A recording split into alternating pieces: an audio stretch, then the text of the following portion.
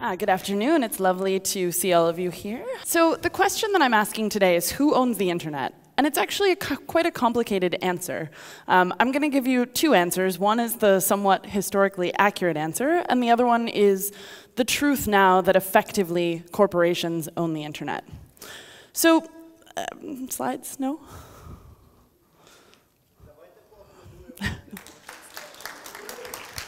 I can dance. I won't, though. I think on the third time it will work. Perfect.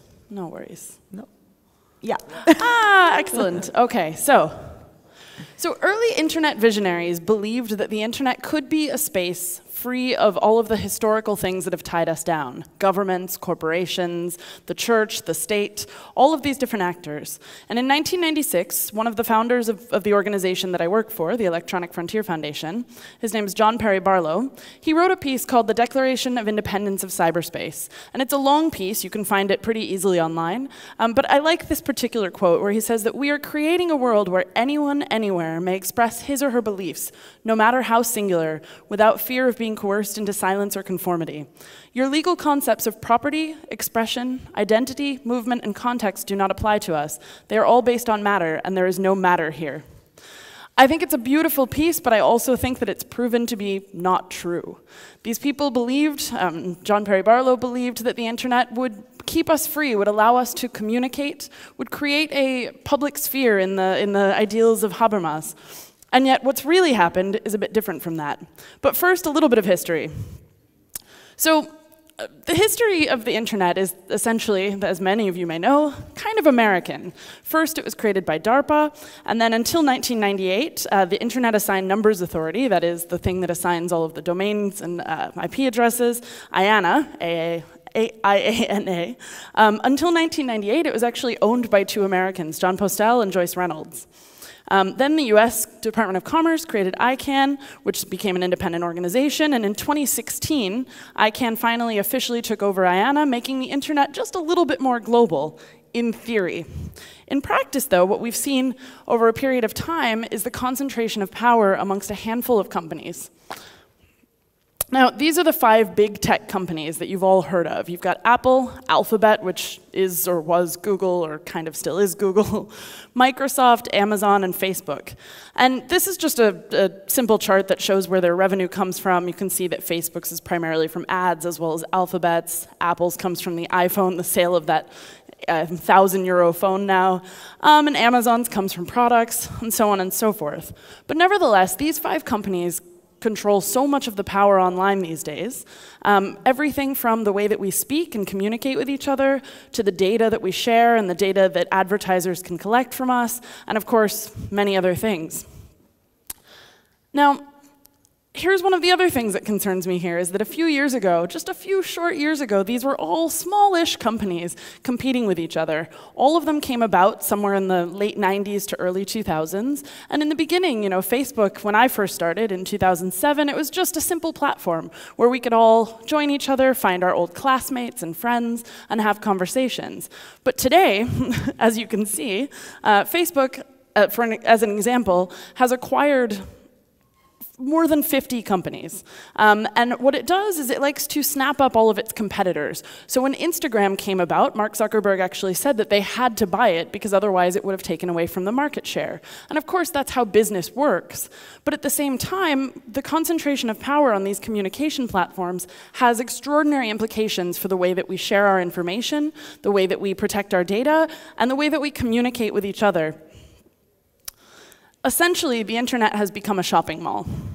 And I don't say that lightly. And I don't mean it's necessarily about commerce, although as you could see from that previous slide, a lot of it is based on advertising revenue. No, what I mean when I say that the internet is a shopping mall is that it is no longer the public square that we envisioned it to be. Maybe it never was. Now, instead of a public square, we've got a handful of corporations making determinations about what we can and cannot do. This is where my slides end, but I'm going to keep talking about this and tell you what I mean. So I work on a project called onlinecensorship.org, which you'll hear a little bit more about in a talk later on. And this is just one of my many projects. What we've been doing over the past few years is trying to collect information from users about what they experience online in terms of censorship. And what I mean by that is not censorship in the normative sense, censorship in the legal sense. I don't mean that the law applies in this case, because in fact, in the United States, all of these companies are protected by a law that basically allows them to both remain free from liability for the content that they host on their platforms, but also means that they can regulate content however they see fit. And so effectively, what that means, when you go onto Facebook, you are being controlled and your content is being decided by unelected, undemocratic, corporate individuals. These corporations, of course, are also not very diverse. Facebook is fewer than 30% women on its entire global staff. And then when you look at race and ethnicity and other factors, it gets even narrower and narrower. Most of these people who make these decisions are in the fancy buildings in San Francisco and in Dublin and these other offices, as well as in outsourced companies in places like the Philippines. So what it means when you go onto Facebook and you post something is essentially that Facebook encourages all other users, your friends, your family, and strangers, to decide for you whether you have broken the rules or not. And those rules are completely created by the company itself, as well as in some cases, particularly outside of the US, influenced by law. So I go onto Facebook and I see that my friend has said something that looks like, let's say, hate speech. I can report it, and then it goes into a queue that then goes to the company, and a number of people along the way make decisions about whether that speech is or is not against the rules. Everyone still with me on this? Okay. Then after that, what happens is that your content either goes down, or your entire profile is taken down, or maybe you're given a small punishment, like a 12-hour or 24-hour ban from using the platform. And then after that, maybe, in certain particular circumstances, is there any kind of due process where you can appeal that decision? Now, a lot of people say that this isn't a big deal, that these are private companies, that they can do whatever they want, and legally speaking, they're true. But normatively, I would like to think about the consequences that this kind of control has on our freedom of expression and our freedom to access information. And so what this looks like in practice is that a large amount of content, millions of pieces of content, are adjudicated every day by people that we didn't elect, who are not professionals or experts in their field, and who are basically determining this based on the rules created by a handful of people who went to Ivy League schools in the United States. Now, we might agree, we might think that censoring things like hate speech is a good idea, and I would love to have that conversation with you over drinks later today. But what really happens is that it's not just hate speech that's taken down, it's all kinds of other speech. So there are things that are incorrectly categorized as hate speech that people are making fast decisions about that shouldn't have been taken down but are. But then there's other things like rules that maybe shouldn't have existed in the first place. For example, on Facebook, you are only allowed to use the name that is your real name, your authentic identity.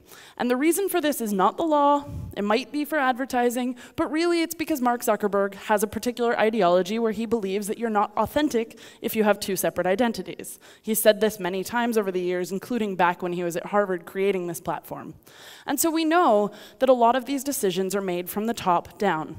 Now, I told all of those stories about censorship as an example, but censorship is not the only implication, as I mentioned. Of course, there are implications for our data, but that's not a topic that I'm an expert on, so please stay for the next few talks.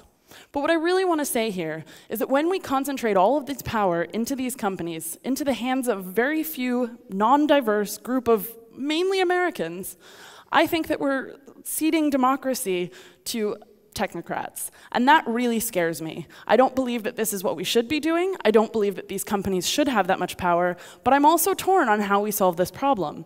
So there are lots of ideas that will be talked about. You'll hear things about decentralization, I'm sure, about regulation for corporations, but the fact is that I think we've gotten ourselves into a mess that's going to be very difficult to get out of without creative solutions and creative thinking. And so I'll tell you that my particular solution right now is to continue pressuring these companies to normatively change change their rules, but also to be more transparent in their processes, to institute due process in every case for every user, even the ones who did actually break the rules, even the ones that we might agree with. And I think that by doing this, we can at least start to solve the problem. Now, I don't think that this is the absolute solution to it. I think that we need to break these companies down. We can't have these kinds of undemocratic monopolies controlling everything about our data and our speech. But this is the first step, and I encourage you to check out my project, onlinecensorship.org, and I'd be happy to chat with any of you more about this later. Thank you.